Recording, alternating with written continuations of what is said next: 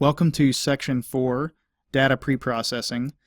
In this section, we're going to cover techniques that we can use to deal with missing values, ordinal values, which are categorical values that have some kind of inherent order to them, and nominal values, which again are categorical values such as color, things that don't have any inherent order to them. And we'll also introduce a new method of feature scaling, and also a way to select the best features from our model after the training process is completed.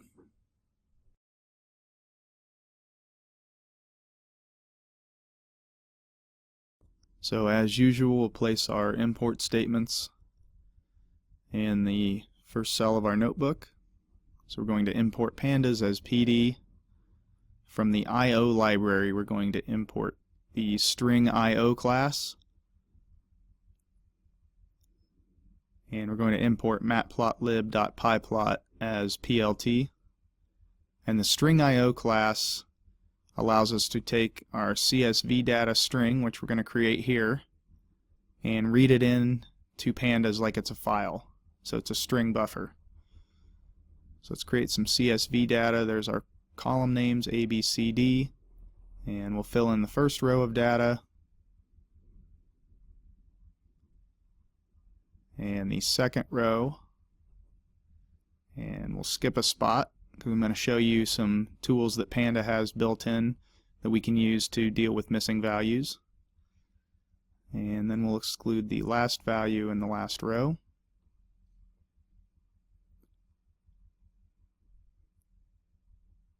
And now we can read this into a Pandas data frame using the string IO class to wrap our CSV data string.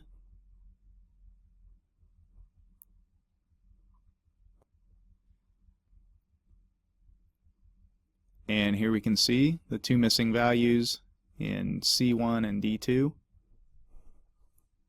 And we can chain together the isNull method and sum, so df.isNull.sum, and we can see a count, one missing in column C and one missing in column D.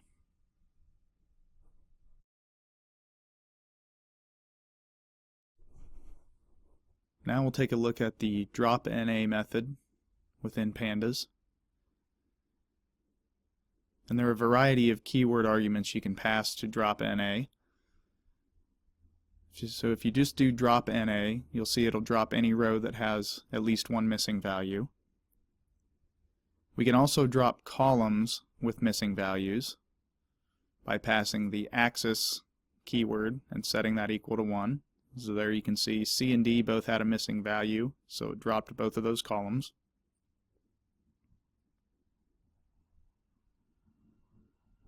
And then we can drop rows where all columns are nan.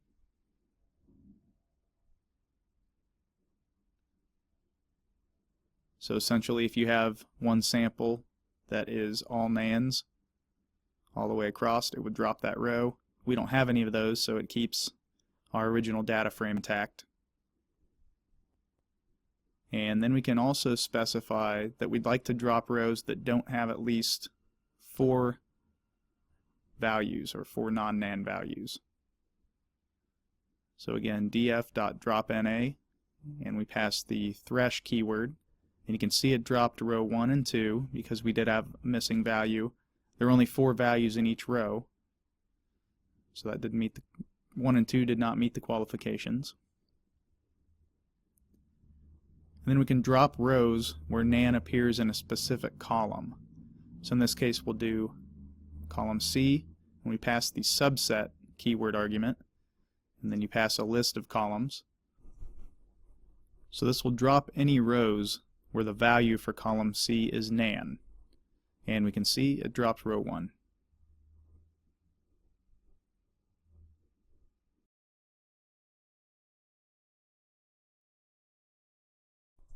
There are times when we don't simply want to discard data, and in those instances we can use imputation to fill in those missing values. So we're going to use the imputer class from scikit-learn. This is in the preprocessing module, and we have the missing values keyword argument, and we'll fill that in, telling it that nan represents missing values, and we'll use the mean of each row to fill in the missing values. So axis equals 0, strategy equals mean. Computer instance, pass in our keyword arguments. And the imputer's handy if it's expensive to throw away data. So say we don't have that much data and we want to make as much use of it as we can. This might be one of those instances when we turn to the imputer. And now we use it just like the classifiers. So we fit it to the data.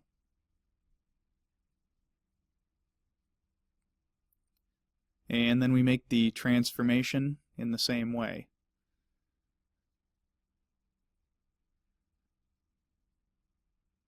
So our imputed data is created by using imr.transform, and we do it on the values of our data frame. And as usual, it's good practice to throw in a little sanity check here to make sure the data returns what's expected.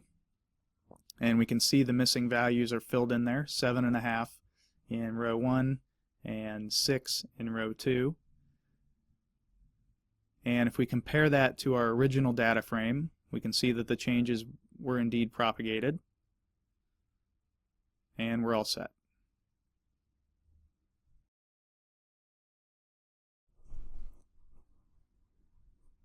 Another consideration we need to make is how to handle categorical data. So first, let's just start by creating some categorical data in an array, which will turn into a data frame.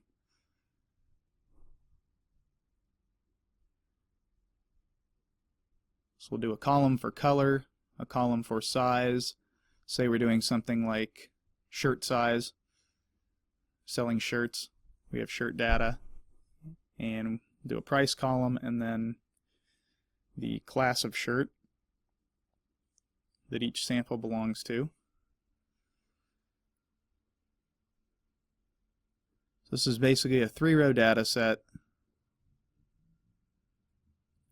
and we can turn this into a data frame. So we'll import numpy as np, use the asArray method within numpy, and then we'll use that numpy array to create our data frame. Pretty straightforward. Just pass that in. And then we need some column names, so we'll add those now.